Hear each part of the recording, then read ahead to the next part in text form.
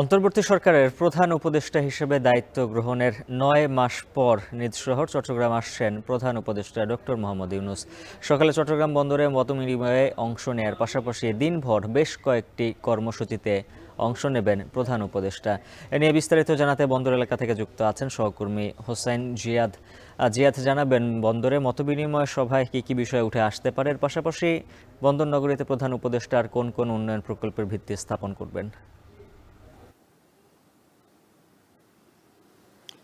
উজ্জ্বল প্রায় ক্ষমতা গ্রহণের ৯ মাস পর তিনি নিজ শহর চট্টগ্রামে আসছেন। স্বাভাবিকভাবেই চট্টগ্রামে উচ্ছ্বাসের মাত্রা এবং তার প্রতি যে প্রত্যাশা, তার মাত্রাও কিন্তু চট্টগ্রামবাসীর অনেক বেশি এবং গত কয়েকদিন ধরে বেশ আলোচনায় আজকে আমরা দেখেছি যে একেবারে নিশ্চিত নিরাপত্তা নেওয়া হয়েছে চট্টগ্রাম বন্দর সহ যেসব জায়গায় তিনি যাবেন সেই জায়গাগুলোতে। প্রথমেই সকাল 9:30টার কিছু পরে তিনি চট্টগ্রাম বন্দরে এসে পৌঁছাবেন। আপনি নিশ্চয়ই জানেন যে দেশের প্রধান এই সমুদ্র বন্দর, দেশে আমদানি রপ্তানি বাণিজ্যের 92 ভাগেরও বেশি আমদানি রপ্তানি বাণিজ্য কার্যক্রম সম্পূর্ণ হয় এই বন্দর দিয়ে। ফলে দেশের যে অর্থনীতির চাকা সেটি চট্টগ্রাম বন্দর ঘিরেই আসলে ঘুরে।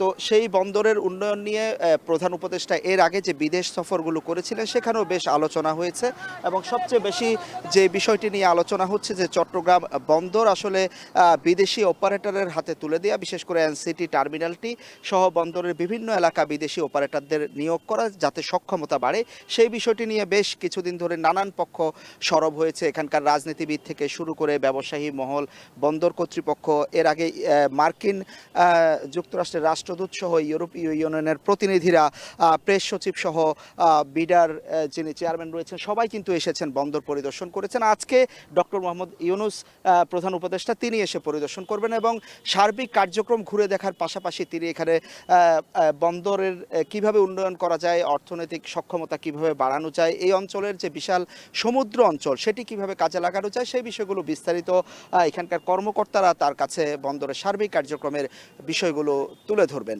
এর পাশাপাশি ডক্টর মোহাম্মদ ইউনূস চট্টগ্রামে যে কালুরঘাট সেতুটি রয়েছে এটি বহুল কাঙ্ক্ষিত ছিল, দীর্ঘদিন ধরেই সেটি আলোচনায় যে কালুরঘাট সেতুটি সড়ক এবং রেল সেতু করা, বিশেষ করে কক্সবাজারগামী যে রেল চালু হয়েছে তারপর সেটি আলোচনায় উঠে আসে সবচেয়ে বেশি। সেই সেতুটি প্রায় 11,000 কোটি টাকায় সেই সেতু নির্মাণের ভিত্তি স্থাপন করবেন তিনি আজ। একই সাথে চট্টগ্রাম হাটহাজারী সড়ক পরিদর্শন করবেন ইউনিভার্সিটি যেতে যেতে এবং সার্কিট হাউসে, এই বন্দর থেকে তিনি সার্কিট হাউস যাবেন, সেখান থেকেই কালুরঘাট সেতুর ভিত্তি স্থাপনের পাশাপাশি জলাবদ্ধতা নিরসন প্রকল্প নিয়ে কথা হবে সেখানে এবং এরপর তিনি হাটহাজারী হয়ে চট্টগ্রাম বিশ্ববিদ্যালয়ে চলে যাবেন এবং বিকালে সেখানে প্রায় 23,000 শিক্ষার্থীর বিশাল সমাবর্তনে তিনি প্রধান বক্তা হিসেবে থাকছেন এবং যেহেতু এর আগে তিনি তার পড়াশোনা কিন্তু চট্টগ্রাম স্কুল কলেজ সবগুলোই চট্টগ্রাম এবং চট্টগ্রাম বিশ্ববিদ্যালয়ে তিনি পড়িয়েছেন, অধ্যাপনা করিয়েছেন, সেখানেও শিক্ষার্থীদের মধ্যে উচ্ছ্বাস, ছাত্রদের মধ্যে, শিক্ষকদের মধ্যে উচ্ছ্বাস এবং এর পাশাপাশি তার বাড়ি চট্টগ্রাম বিশ্ববিদ্যালয়ের পাশেই,